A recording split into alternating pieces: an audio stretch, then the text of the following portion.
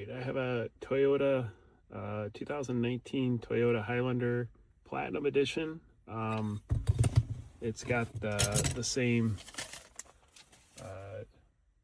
JBL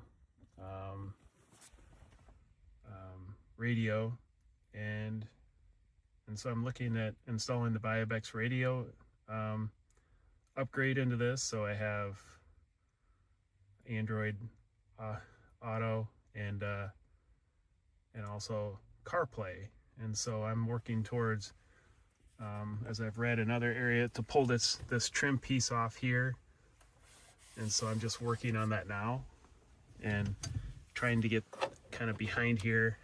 You can see using the tool and starting to pull that off. So I'll keep working at this, but just wanted to share my progress. So starting to pull this off, you can see it's starting to come.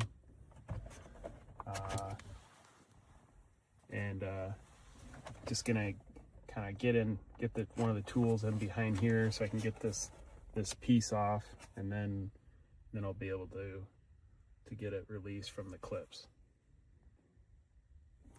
Okay, so I was able to kind of, just using a tool, just kind of, I got it to free this top clip here, and it's really come quite a ways out. I just gotta get over on this other side, and I'll have to get that door open and get that other piece. That was actually really easy to get out. So there's a couple connectors back here that you have to disconnect this piece.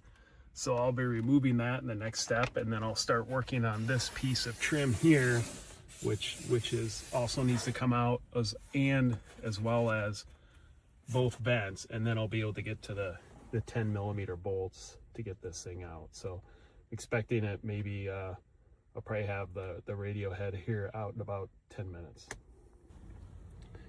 Okay, so it is all the way released. This piece is. So now I can just come down here and release these powered clips and get those to come out of here as well. So that'll be the next step. And then I'll move on to this piece of trim, and then both vents. Okay, did get that piece off, and now I'll start getting behind this piece of trim and getting this one pulled off, and that'll be my next step. There is literally just a real little tab at the bottom of this that kind of was the first piece I was able to kind of get, and I'll just kind of work this around and get my tool up under there, and it should come right out. So that should be no problem at all to get this all the way out. You can see it's quite a ways out already. Okay, that piece is out. That probably took me about 30 seconds to get out, so no problem there. Now we'll start working on these vent pieces, and those will be the next step on the way of getting this radio out.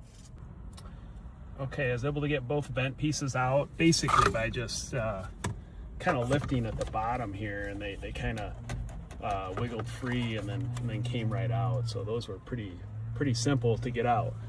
So now we just really got the 10mm bolts.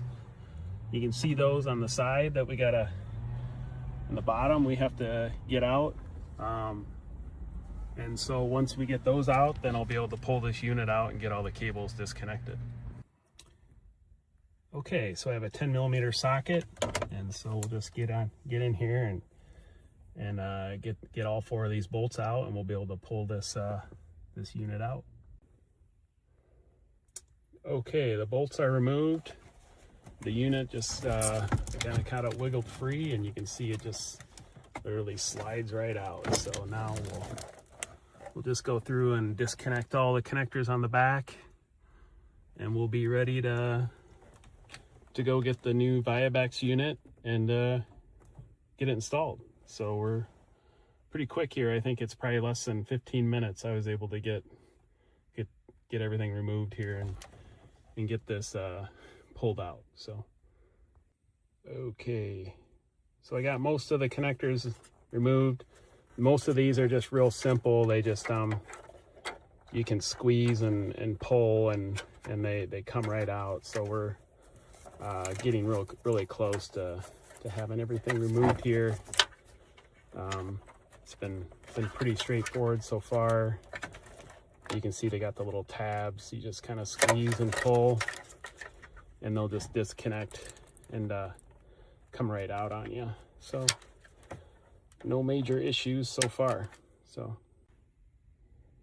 okay, so the unit's fully out. You can see I got everything out. There was like a separate kind of cable assembly that, you know, comes off the back.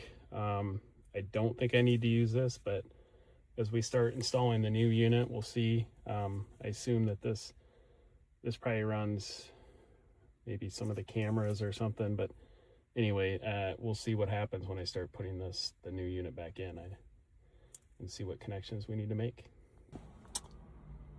So let's see, this is all that came with the unit. We got some cable assemblies that'll connect into the existing wire harnesses.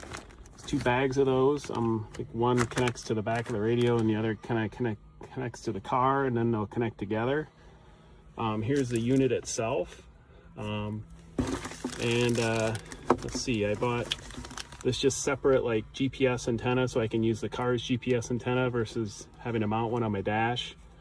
We'll see how that goes, and you can see there's just installation instructions and things like that. So we'll start hooking up the cable assemblies now. Okay, I've worked through like getting almost all the cables, this cable harness connected into my old cable harness. And now I'm going to work through connecting the unit to the cable harness that will connect into this one. And so that'll complete all the connections, and then I can put it in, and then I'll give it a try to see if it works. Okay, I pretty much have everything connected. There's of course some things that won't be used. I still need to hook up my mic, which I plan on routing and putting up over here, but that still needs to be connected. But I think I have most of every connections made. I was actually going to set it in the dash and then just give it a try here to see if everything seems to work before I run the mic and close everything up and call it good. Okay, it did power on, so I'll do some initial testing to make sure all the audio works and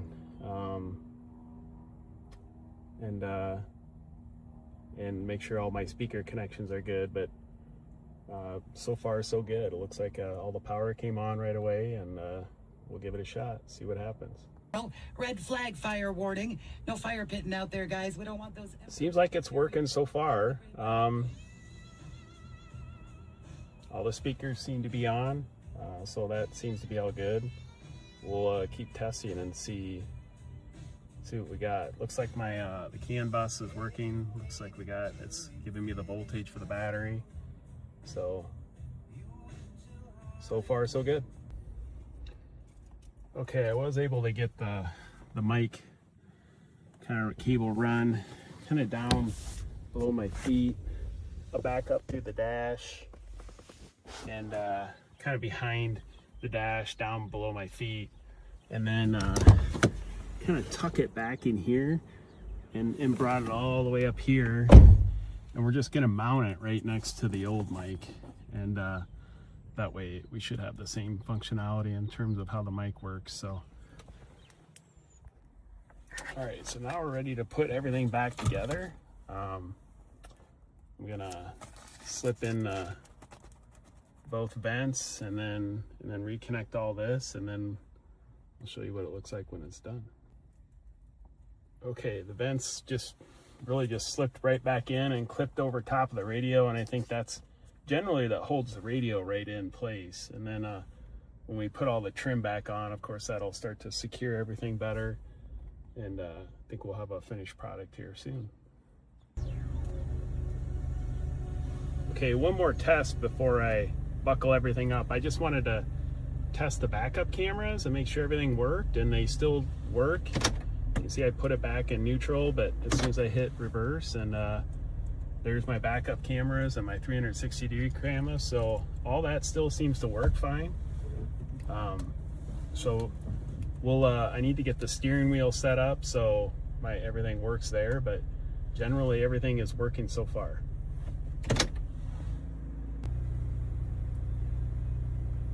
Okay, it's in and we have it all back together. Probably this whole process, you know, probably the longest thing it took me was to route the mic cable, but generally it was, and get all the connections made, but it was pretty seamless. I'm gonna go through a setup, you know, connect my Apple CarPlay and do all that other stuff, but we're generally up and running. I need to finish just you know, my steering wheel controls and making sure all that stuff works and getting all that tested out and set up, but generally this is really a simple process, and look forward to being able to use CarPlay.